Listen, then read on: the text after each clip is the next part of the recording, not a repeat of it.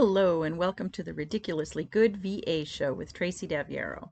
If you are a virtual assistant or want to be one, this is the place to learn the tips and tricks you need to become a ridiculously good VA.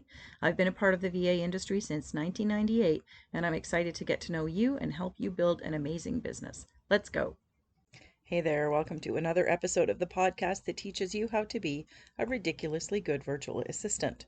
Today we're doing part 2 of struggles VAs face and how to fix them. What are you struggling with in your VA business? Today's quote is from Jody Levine. Find a great mentor, someone who has already been through the many challenges of being an entrepreneur. In your VA business, you'll never be without some kind of struggle. It's how you handle things that get tough that's going to determine the path of your business and your life. Let's go.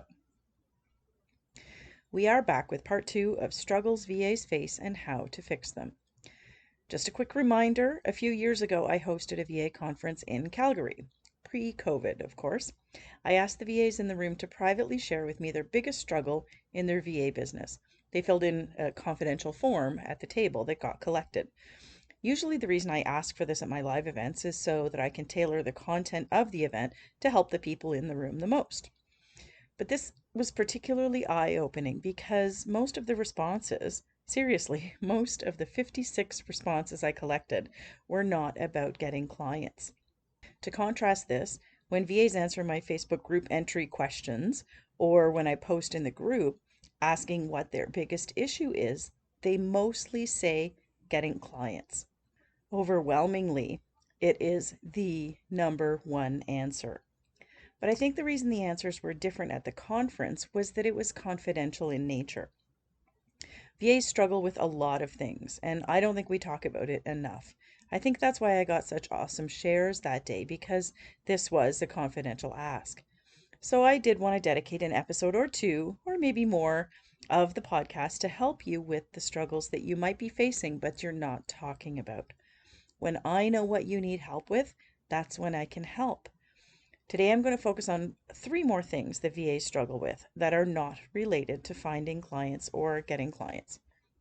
Today we're going to talk about 1, finding a niche, number 2, overcoming the fear of starting, and number 3, working with creatives who do not finish what they start. Now, before you go make a decision as to whether you're going to listen to this whole podcast, they might sound a bit specific, but that's the whole idea with that exercise, right? These were real issues for my conference attendees, but I'll broaden them so that the topics are relevant for a larger group of VAs and probably very relevant for some of the things that you are struggling with. Number 1, finding a niche. One of the reasons that choosing a niche gets such a bad rap is that everybody teaches it a different way. And it doesn't matter which way we look at it. As the VA, we always think we have to turn down people, turn down work, turn down business to specialize.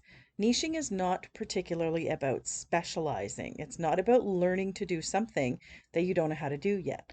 And that is really the way it is marketed and publicized in a lot of different places. You are going to find people who tell you specialize in something, charge crazy rates, and build your business.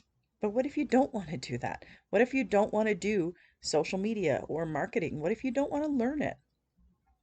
Other people will tell you to choose a target market and then still to learn new skills to support them with.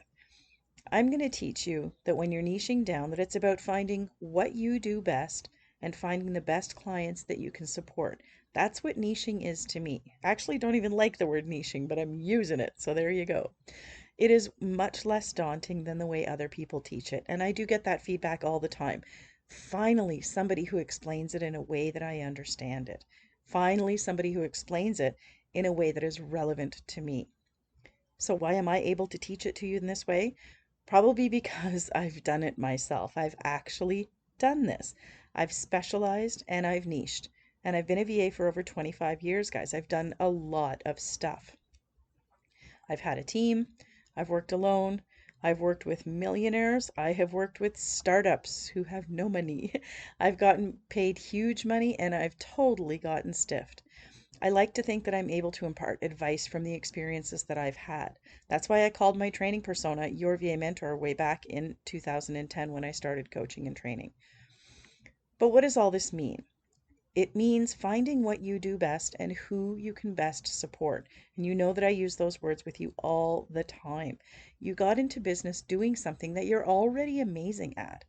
We always say whatever comes easiest to you is what you should be charging the most for. But this really isn't about charging exorbitant rates to make your VA business work. It's about charging what you need to in order for your business to be profitable.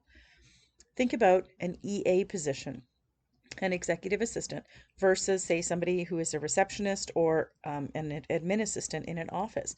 An EA is a highly specialized assistant, and they look after the guys who run the company, right? But it's not about learning a skill like social media or digital marketing. Being an EA is very much about admin. That is the basis of the virtual assistant industry or profession. That is what we do. Most of us excel administrative skills, and that's why I want you to continue to do that in your business. I want you to do the things you're best at. Find what you do really well and love to do, and build a really great business around that.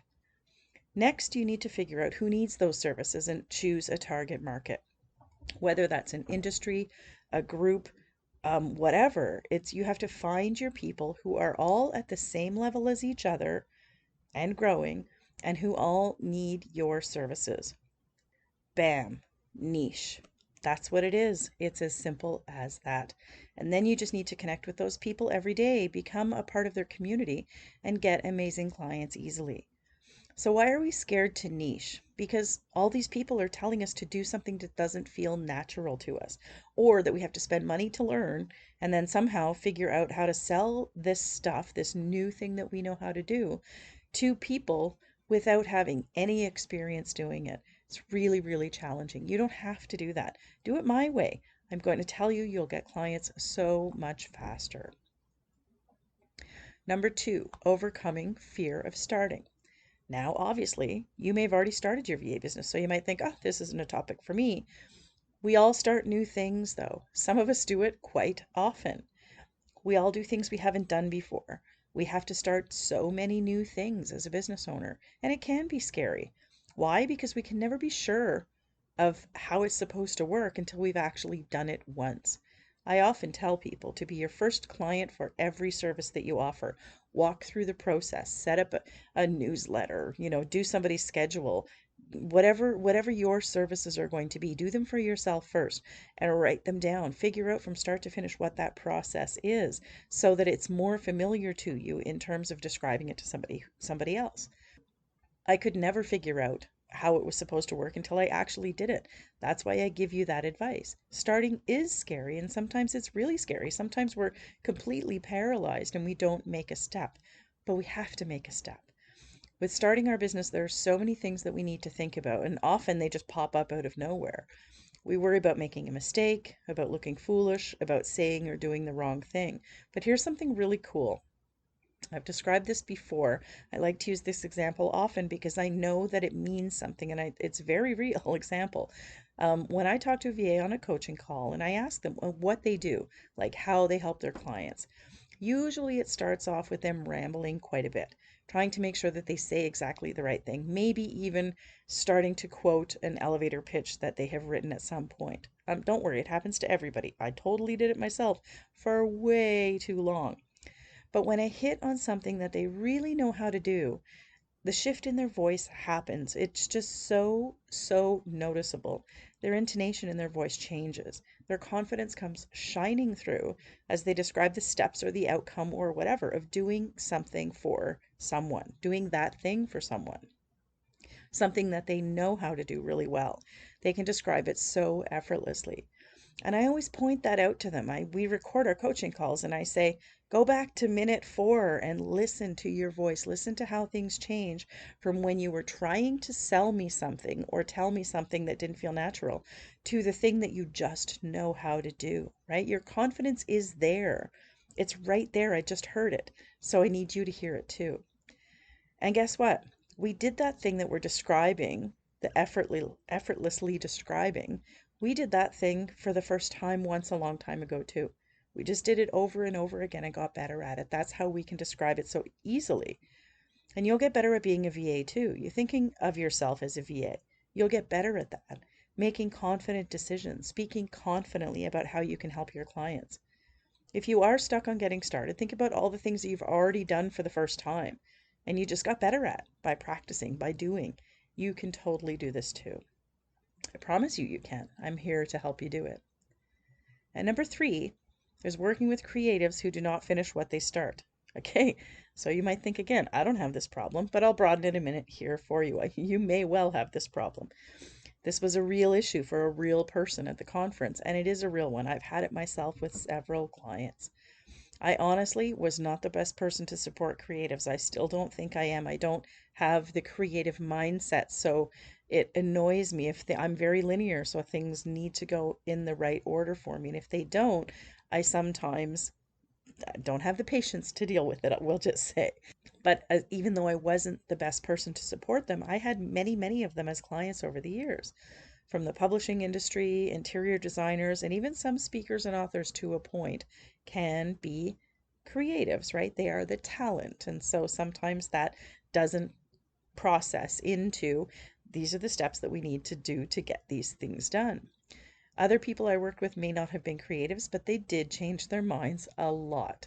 It is an issue. It's an issue with a lot of different personalities, probably a lot more common than you even realize. We all think our problems are just ours, but really they aren't. Right now, there's somebody else with exactly the same problem that you have. And as I said earlier, we're just not talking about it. That's why you think you're alone. Is it okay for clients to change their minds? Absolutely it is. Do we go with the flow? Sure, we can. Should it upset us if they don't ever finish something or launch it? No, it should not. I mean, I get it, it does. It really bothers me, but it shouldn't. And here's why. We're not responsible for their business. They are. We are responsible to their business, to what they need us to do, to what they pay us to do.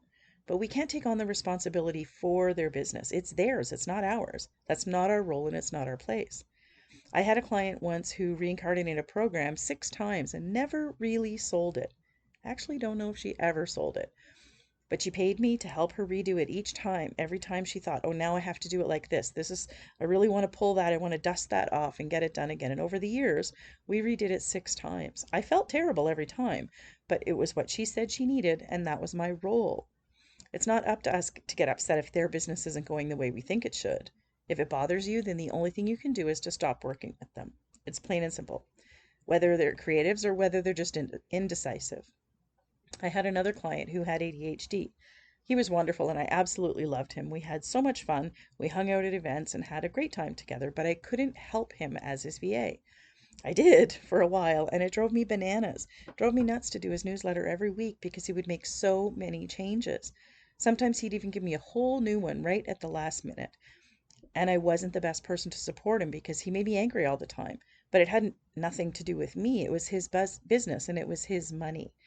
It was my schedule, but that wasn't the point. It didn't, I just thought we were done. Why is this not done to you? It was done for me for sure. He didn't like it when I referred him to another VA, but I explained why, and of course he totally understood. He went through a number of VAs after me. He missed me and he kept telling me that they're not you, and I missed him, but it didn't make any sense for me to support him. It was just too hard. Other VAs who excel at supporting clients with ADHD know how to organize them, they know how to manage them, and they know how to help them. That's their area of specialty. It's not mine, 100%. And if it's not yours, then be aware of what kinds of characteristics, personality traits, and more that your clients need to have so that you can both work well together. Not everybody's a good fit. So there you go. I'll leave it at that for today. 3 more struggles VAs face and how to fix them. And like I said, they are technically unrelated to getting clients. I mean, they are in a way, but if these are the things that you're having trouble with, then let me help you work through them.